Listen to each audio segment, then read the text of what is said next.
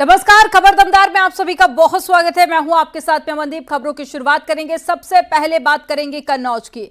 कन्नौज में जमीन के विवाद में खूनी संघर्ष हो गया। दो पक्षों के बीच मारपीट का वीडियो सामने आया है। मामला इंदरगढ़ थाना के खरगपुर गांव का है, जहां पर राजवीर और अनिरुद्ध के बीच में एक खेत की जमीन को लेकर विवाद चल रहा है। फावड़े और लाठियों के हमले में 4 लोग बुरी तरह से जख्मी हो गए हैं। दोनों पक्षों ने एक दूसरे के खिलाफ थाने में तहरीर दी है और पूरे मामले को लेकर पुलिस जांच कर रही है। खेत नाय पर आयो, उनने फर्जी बैनामा करा लो आप। अच्छा। हाँ, ती पर खेत नाय पर आयो, खेत उनको है। किस गांव की घटना है ये आप खरगपुर की है। ये फौरा लिए थे हाथ में। हाँ। रिश्तेदार भी मेरे साथ में थे। हाँ। फौरा लेके एकदम दूर पड़े मेरे पास। उनके भी लगी है, हमारे भी लगी है चोट। अच्छा, जब आप थाने आए क्या? खबर हापुड़ से है, जहां बुलंदशहर रोड पर दो पक्षों में कहासुनी होने के बाद जमकर मारपीट हुई। दोनों पक्षों के लोग आमने सामने आ गए। मारपीट का सीसीटीवी फुटेज भी सोशल मीडिया पर वायरल हो रहा है। बताया जा रहा है कि एक शख्स नमाज पढ़कर जा रहा था। इसी दौरान दूसरे पक्ष के एक व्यक्ति ने उसके साथ गाली गलौच शुरू कर दिए। देखते ही देखते झगड़ा बढ़ गया और मारपीट होने लगी। दो तस्वीरें आपके सामने हैं। पहली तस्वीर आप देखिए, किस तरह से दो पक्षों के बीच में विवाद हुआ और विवाद इतना ज्यादा बढ़ गया कि दोनों ही तरफ से बात मारपीट तक जा पहुंची और पुलिस सीसीटीवी फुटेज के आधार पर जांच पड़ताल कर रही है। फिलहाल सभी घायलों को अस्पताल में भर्ती कराया गया है।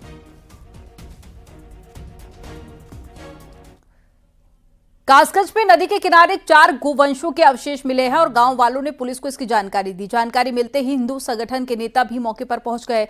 मामला सोरो कोतवाली इलाके का बताया जा रहा है। घटना को लेकर हिंदू संगठन में नाराजगी है। जानकारी के बाद सीओ भी मौके पर पहुंचे और जांच पड़ताल शुरू की। मेरठ में 2 महिलाओं पर 5 कुत्ते के बच्चों को तेल डालकर जलाकर मारने का आरोप लगा है, जिस पर मुकदमा दर्ज कर लिया गया है। घटना की शिकायत मेरठ के एनिमल केयर सोसाइटी ने पुलिस से इसकी कंप्लेन की है, जिसके बाद में कुत्तों के बच्चों को जमीन से निकालकर पोस्टमार्टम के लिए भेज दिया गया और मुकदमा दर्ज कर लिया गया। मामला थाना कंकरखेड़ा क्षेत्र का है। मौके पर मिले सबूत के आधार पर महिलाओं पर आरोप साबित भी हो रहे हैं। हालांकि इस मामले में पुलिस जांच के बाद ही एक्शन लेगी।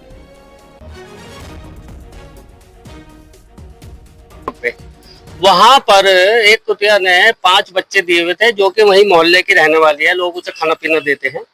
तो जहां पे उसने बच्चे दे रखे थे, उस प्लॉट से करीबन 30 मीटर की दूरी पर एक फैमिली रहती है, 2 फैमिली रहती है, घर है वहां पे। तो उन लोगों ने, उनके घर की लेडीज ने उन बच्चों के ऊपर पेट्रोल डाल के आग लगा दी और उन्हें जिंदा जला दिया। गोरखपुर पुलिस ने कपड़ा व्यापारी अनिल गुप्ता की हत्या का खुलासा किया है। कारोबारी के दोस्त ने ही हत्या की थी। कर्ज चुकाने के लिए व्यापारी की हत्या कर चेन लूटी गई थी। आरोपी मोहम्मद सैफ ने कारोबारी अनिल गुप्ता की हत्या के बाद चेन लूटी और फरार हो गया। एनकाउंटर में पुलिस ने आरोपी मोहम्मद सैफ को गिरफ्तार कर लिया। लूटी गई सोने की चेन, हत्या में इस्तेमाल चाकू और बाइक बरामद की गई। इस घटना का सफल अनावरण होने के बाद अभियुक्त को आज सुबह मुठभेड़ में अरेस्ट कर लिया गया है। इसके द्वारा इस पूरी घटना को कबूल किया गया है। इसको अरेस्ट करके जेल भेजा जा रहा है। बाकी जो साक्ष्य हैं उनका एकत्रित करते हुए घटना में आगे चलकर विधिक कार्रवाई की जाएगी। कासगंज में झोला छाप डॉक्टर के इलाज से 4 साल के बच्चे की मौत हो गई। परिवार ने डॉक्टर पर लापरवाही का आरोप लगाया। बच्चे को बुखार आने पर बच्चे के परिजन जनता क्लिनिक पर ले गए, जहां डॉक्टर ने उसे गलत इंजेक्शन लगा दिया, जिससे इन्फेक्शन फैल गया और आगरा ले जाते समय बच्चे की मौत हो गई। बच्चे का शव लेकर परिजन थाने पहुंचे और परिवार का रो रो कर बुरा हाल है। मामला सिड़पुरा थाना क्षेत्र का है। संजीव 2 ये क्लिनिक चलाते हैं, मिलके जनता क्लिनिक, ये समोटी मोड़ पर है सर। रजिस्ट्रेशन वगैरह तो नहीं है सर। क्लिनिक भी चलाते हैं, मेडिकल भी चलता है, पैथोलॉजी लैब भी चलती है। इसका नाम क्या है? राहुल संजीव। और जो बच्चा का नाम क्या है? आदर्श। 4 साल। कासगंज में साल 2018 में 26 जनवरी को हुई हिंसा में मारे गए चंदन गुप्ता के भाई को जान से मारने की धमकी दी गई। धमकी चंदन गुप्ता के केस में विपक्ष की तरफ से गवाह रहे विशाल सिंह ने सोशल मीडिया पर दी है। चंदन गुप्ता हत्याकांड का मुकदमा NIA लखनऊ कोर्ट में विचाराधीन है और 11 नवंबर को फैसला आना है। तूने कदम ये बहुत गलत कर रहा है तू, बहुत गलत कर रहा तू, तो विवेक गुप्ता बहुत गलत कर रहा तू। हिंदुत्व को तू यूं कहता नहीं है, हिंदुत्व को विशाल ने खत्म किया, तूने खत्म। मुझे कल ज्ञात हुआ कि विशाल सिंह पुत्र रामावतार सिंह ने सोशल मीडिया फेसबुक के माध्यम से मुझे जान से मारने की धमकी, बहन और न्याय लेके दिखाओ और अभद्र भाषा का प्रयोग करते हुए गाली गलौज दी है, जिसके लिए मैंने माननीय थाना अध्यक्ष महोदय को एक तहरीर दी है। ये वही विशाल सिंह है जिसने अभी आरोपी पक्ष की तरफ से डिफेंस विटनेस में कोर्ट में पेश होकर उनके पक्ष में मनगढ़ंत और झूठी गवाही दी है। बहराइच में भीषण सड़क हादसा हुआ। ट्रक ने बाइक सवार को टक्कर मार दी। टक्कर इतनी तेज थी कि बाइक के परखच्चे उड़ गए और बाइक पर सवार 5 साल के लड़के और महिला की मौके पर ही मौत हो गई, जबकि 8 साल के बच्चे की हालत गंभीर है। दुर्घटना के बाद ट्रक ड्राइवर ट्रक छोड़कर फरार हो गया। पुलिस ने आलू से लदे ट्रक को कब्जे में ले लिया है। घटना रिशिया थाना क्षेत्र की है।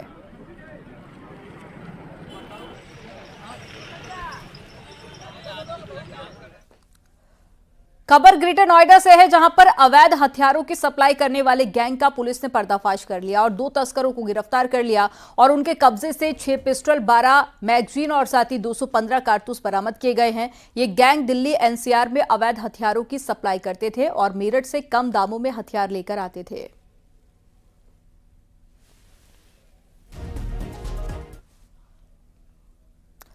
अयोध्या में आज 14 कोसी परिक्रमा शुरू हो चुकी है और शुभ मुहूर्त के पहले ही लाखों श्रद्धालुओं ने अयोध्या पहुंचकर जगह जगह से अपनी परिक्रमा की शुरुआत की। भगवान रामलला के प्राण प्रतिष्ठा के बाद ये पहली परिक्रमा है। कड़ी सुरक्षा के बीच में ATS की निगरानी में 14 कोसी परिक्रमा हो रही है। दूर दूर से राम भक्त अयोध्या पहुंच रहे हैं।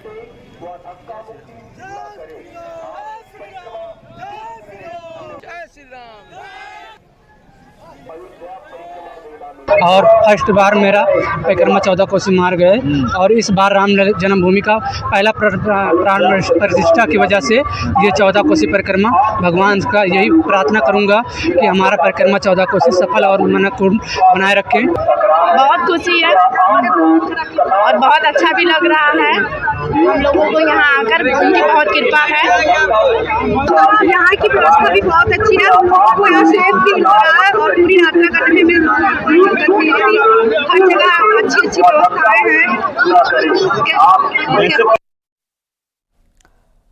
अंबेडकर नगर की कटहरी सीट पर होने वाले उपचुनाव को लेकर सियासत उफान पर है और सपा सांसद लालजी वर्मा ने एक्स पर ADO अकबरपुर का एक फोटो पोस्ट करते हुए चुनाव आयोग से शिकायत की है, जिसमें जल शक्ति मंत्री स्वतंत्र देव सिंह के साथ में ADO यानी कि सहायक विकास अधिकारी भी नजर आ रहे हैं। उन्होंने ADO पर चुनाव प्रचार में शामिल होने का आरोप लगाया है।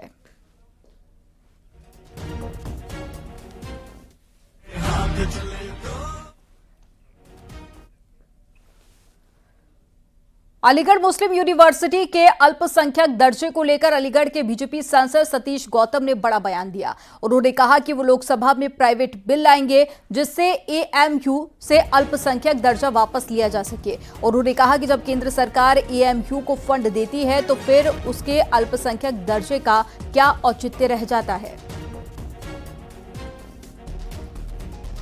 मैं कहता हूं अलीगढ़ मुस्लिम यूनिवर्सिटी के जो भी मांग कर रहे हैं कि अल्पसंख्यक दर्जा होना चाहिए, मैं तो कहता हूं पहले राजा महेंद्र प्रताप की जमीन को टोटल वापस करें जो दान में आई थी, जब अल्पसंख्यक की मांग करें।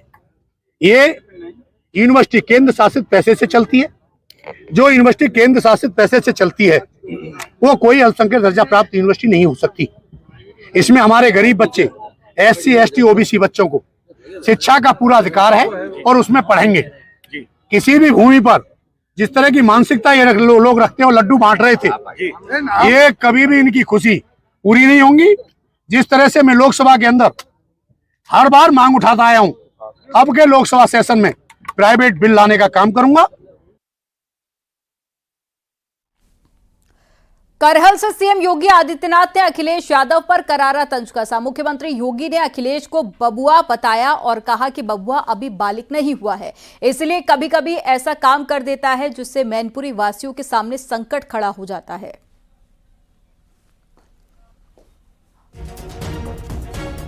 और वास्तव में वह जिंदगी भर उनके साथ जुड़ जाती है और वह है कि बबुआ अभी बालिग नहीं हुआ है, इसीलिए कभी कभी ऐसा काम कर लेता है जिससे मैनपुरी वासियों के सामने भी संकट खड़ा हो जाता है। सीएम योगी आदित्यनाथ उपचुनाव के लिए ताबड़तोड़ प्रचार कर रहे हैं। खैर सीट पर प्रचार के लिए पहुंचे सीएम योगी आदित्यनाथ ने एसपी और कांग्रेस पर जमकर निशाना साधा।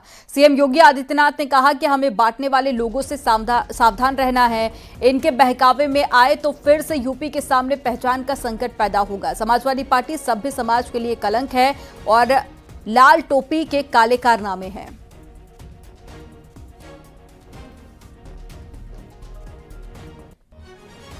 और इसीलिए आपसे कहने के लिए आए हैं, जो मैं आपसे कहता हूं कि कांग्रेस जब भी सफल होगी आपको विभाजित करके सफल होगी। और इसीलिए मैं कहता हूं बटिए मत, बटे थे तो कटे थे। मैं इसीलिए बार बार कहता हूं ये देश का इतिहास बताता है, बटे थे तो राम मंदिर का अपमान हमें झेलना पड़ा था। मथुरा में भगवान श्री कृष्ण कन्हैया की जन्मभूमि का अपमान हमारे सामने आया था। भगवान विश्वनाथ का अपमान हमारे सामने आया था। क्या कुछ नहीं हुआ था हमारी मां बहनों के साथ में? क्या कुछ नहीं हुआ था बहन और बेटियों के साथ में? अगर इस सब के बावजूद भी गांधारी की तरह आंखों पे पट्टी बांध करके हम जाति के नाम पर बटे हुए हैं, अपने स्वार्थों में बटे हुए हैं, तो बहन और भाइयों कटने के सिवाय हमारी दूसरी नियति नहीं हो सकती है। और मैं तो इसीलिए आपसे कहने के लिए आया हूं, बटो मत। ये बांटने वाले लोग आपके दुश्मन हैं, आपके चेहरे पर मीठी मीठी बातें बोलेंगे, इनके बहकावे में मत आओ। और मैं तो कहता हूं बटोगे तो कटोगे, एक रहोगे तो नेक रहोगे, एक रहोगे तो सेफ रहोगे। बहनों और भाइयों, इसीलिए मैं आज आपसे कहने के लिए आया हूं,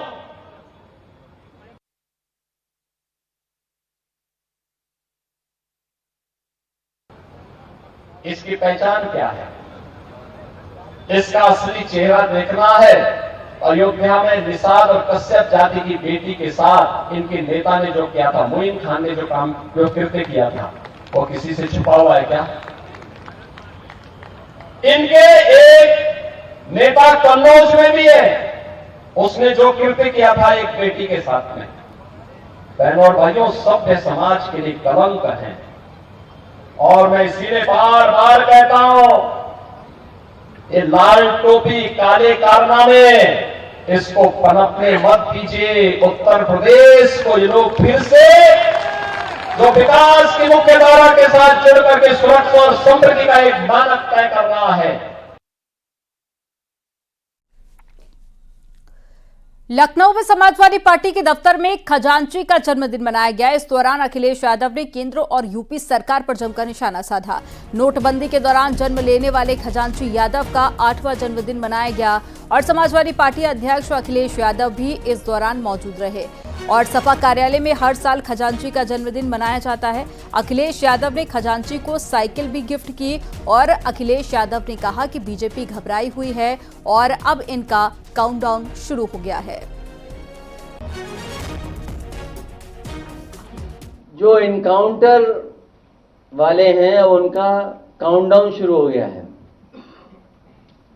जो इनकाउंटर वाले हैं उनका काउंटडाउन शुरू हो गया है। अब वो सरकार में उतने दिन नहीं रहेंगे जितने वो सरकार में रह चुके हैं। इसी वजह से आप देखते होंगे उनकी भाषा बदल गई है, उनको सोचने समझने का तरीका भी बदल गया है। और सच्चाई तो ये है कि मन की कुटिलता ही वचन की कटुता बनती है। मन की कुटिलता ही वचन की कटुता बनती है। राजनीतिक दलों का पोस्टर वार गोरखपुर में भी जा पहुंचा है। पहले बटेंगे तो कटेंगे पोस्टर लगाए गए और अब समाजवादी पार्टी के नेता आसमान सिंह ने शहर के पेंडलेगंज चौराहे पर पोस्टर लगाया है। पोस्टर पर लिखा है, बांटना हमारी संस्कृति नहीं, टूटने वाले को जोड़ना है। उन्होंने कहा कि लोकसभा चुनाव में मिली हार के बाद भाजपा बौखला गई है।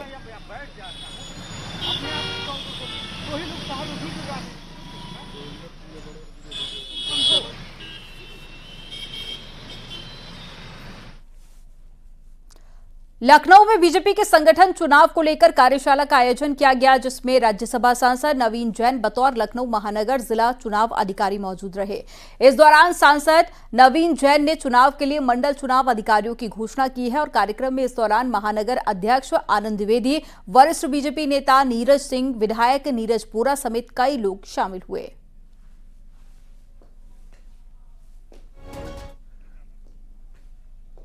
तो बीजेपी संगठन चुनाव को लेकर वर्कशॉप का आयोजन किया गया, जिसमें विधायक से लेकर सांसद और तमाम बीजेपी के नेता शामिल हुए और राज्यसभा सांसद नवीन जैन भी इस वर्कशॉप में मौजूद रहे।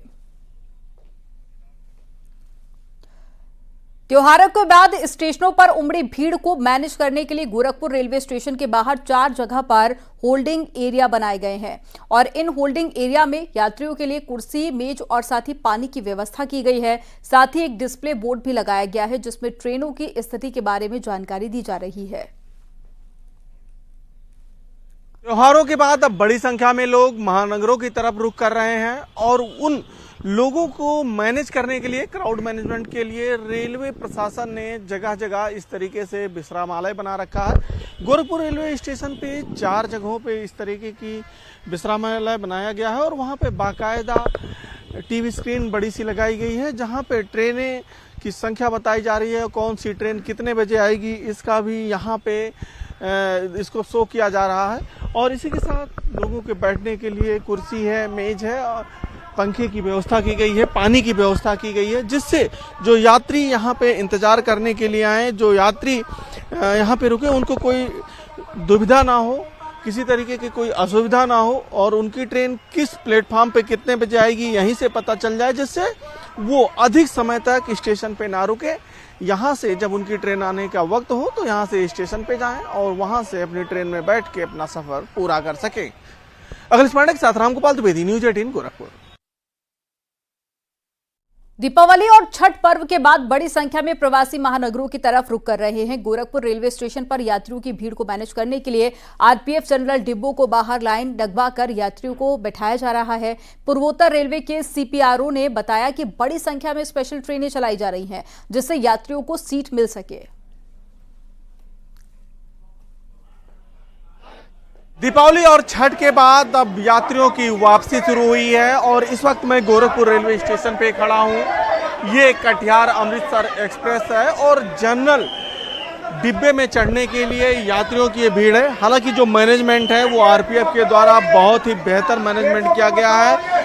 लाइन लगा के एक एक यात्रियों को डिब्बे के अंदर किया गया है और लाइन लगा के पूरी व्यवस्था को देखा जा रहा है। बार बार ये कहा जा रहा है कि भीड़ बहुत है, हिलने की जगह नहीं मिल रही है। तो ये स्थिति है और इस स्थिति के तहत ये लोग सफर करने को मजबूर हैं। भीड़ बहुत है, भीड़ बहुत है, धक्का मार मार के बहुत बुरा हाल कर रहे हैं। हिल भी नहीं पा रहे होंगे। हिल भी नहीं हो पाते।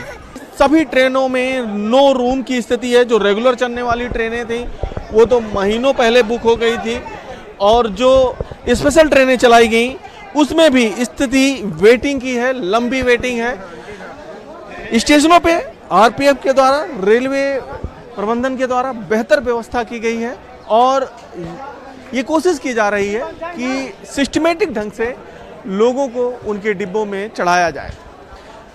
अखिलेश पांडे के साथ रामगोपाल द्विवेदी, न्यूज 18 गोरखपुर।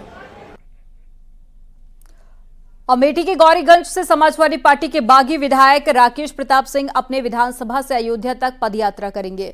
11 नवंबर से ये पदयात्रा शुरू होगी और 14 नवंबर को अयोध्या पहुंचेगी। यात्रा में करीब 1 लाख राम भक्तों के शामिल होने की संभावना जताई जा रही है। कार्यक्रम के लिए पूर्व सांसद स्मृति ईरानी और कई साधु संतों को भी न्योता भेजा गया है।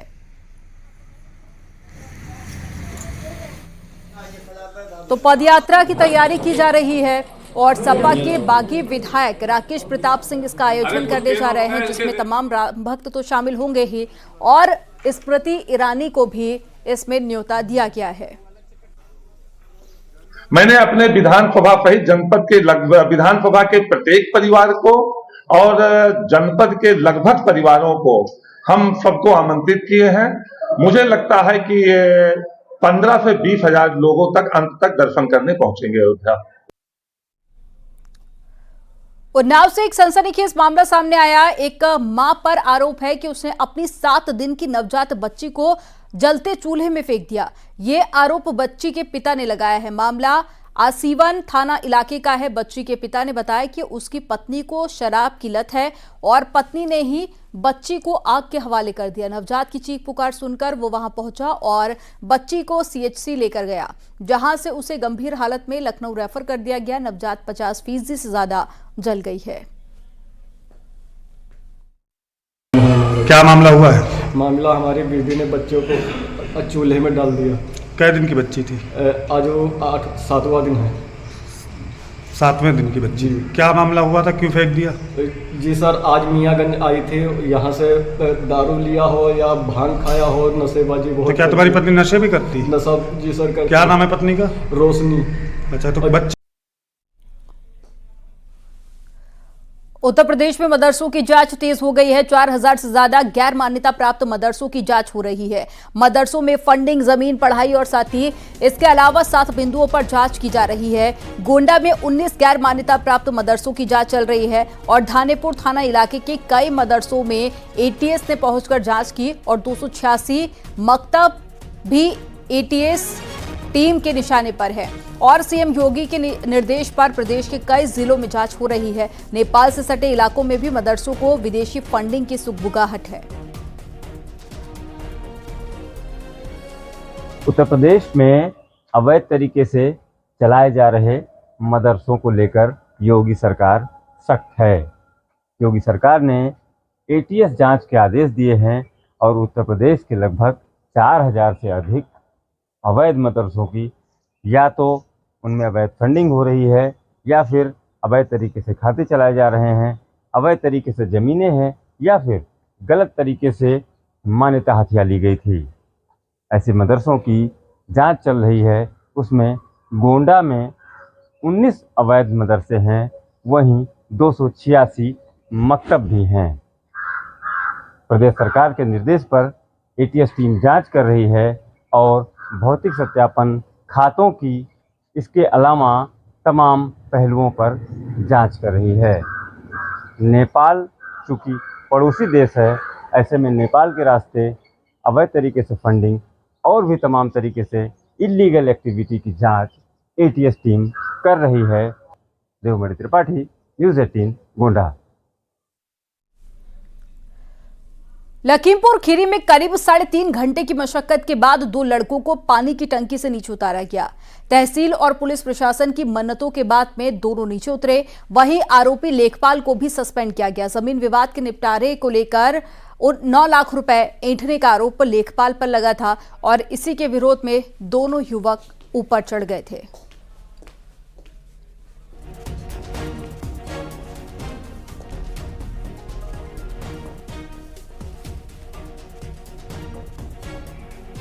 तो ये तस्वीरें आपको लखीमपुर खीरी की दिखा रहे हैं। आज शाम की ये तस्वीरें जब 2 युवक पानी की टंकी के ऊपर चढ़ गए। जमीन विवाद का ये पूरा मामला था और इसी जमीन विवाद के निपटारे को लेकर लेखपाल पर 9 लाख रुपए ऐंठने का आरोप लगा था। पुलिस मौके पर पहुंची और काफी देर तक समझाया गया दोनों को। उसके बाद जांच का आश्वासन देकर दोनों को नीचे उतारा गया।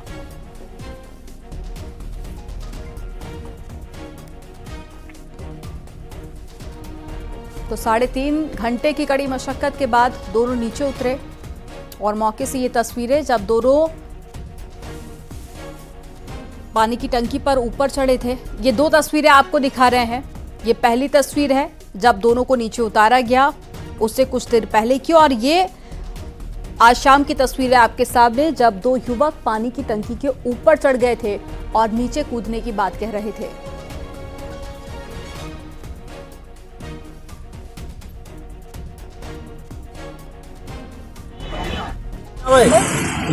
जो आपको समझ में ला जाए उसकी छानबीन करो, जो निन्नो है अंदर जा रहे हैं तो सबको भेजो अंदर। ये तो नहीं कि 4 के खिलाफ मुकदमा लिखा है, आदमी अंदर जाए 3 बार डालें। नहीं तो पहले आप प्रशासन के पास नहीं आए थे मदद? बड़े साहब से नहीं मिला, बाकी सबसे मिला। यहाँ किसी ने सुनवाई नहीं, कोई सुनवाई नहीं, बड़े साहब से नहीं मिला। यहाँ रुकेंगे एक छोटे से ब्रेक के लिए। आप देखते रहिए न्यूज़ 18।